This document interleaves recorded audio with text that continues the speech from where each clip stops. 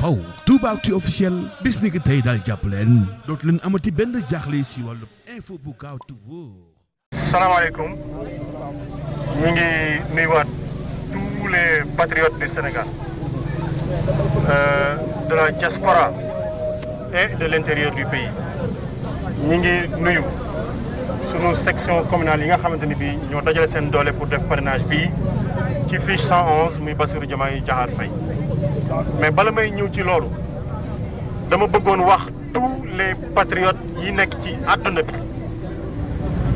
te Sénégal ñor leen ñu wax képp koo xam ne kii da nga déposé woon carte électeur na nga dem jëli sa carte électeur ndax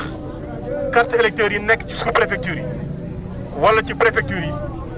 mooy ñooñu mënuñoo parrainer donc képp koo xam ne kii sa carte électeur mi ngi foofu mooy tekki ni parrainé woo Bassirou Diomaye Diakhar Faye te kenn warul des ci parrainage bi kenn waru cee des benn ñaareel bi mooy carte électeur bi mooy tax ñu mën a voter ngir yàlla bu ñu xaar ba ñu ne tey la élection ñu naan dañoo dem di rang di jëli suñuy carte nañu dem jëli carte yi te denc ko fu wóor ndax sésame la trésor la jamaa la mooy tax ñu mën a faxas li ñu bëgg a faxas le 25 février 2024 fal ki ñu bëgg a fal def suñu parrainage ci sur l'étendue du territoire national di gërëm di sant ñëpp ñi nga xam ne suba ba ngoon jot ñi ngi ciy dox di ci wax di ci liggéey bu am solo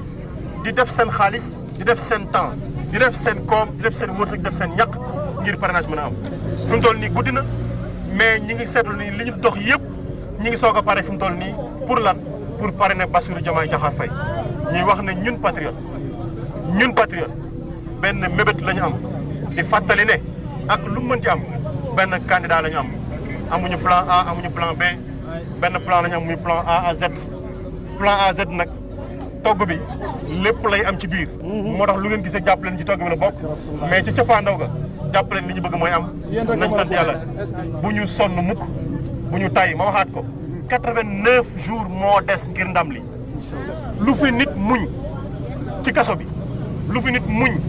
ci jaale ji lu fi nit muñ ci ñàkk liggéey lu fi nit muñ ci naan lacrymogène lu fi nit muñ ci bëgg a dox wax loolu naqar ñu tere la ko 89 jours moo ñu séparé du grand changement bu ñu xeeb li ñuy def nañu takkaat suñuy dàll nañu solaat suñuy yére nañu takk suñuy kaaka nañu jóg dox ndax la victoire est proche. Salaamaaleykum wa rahmatullah.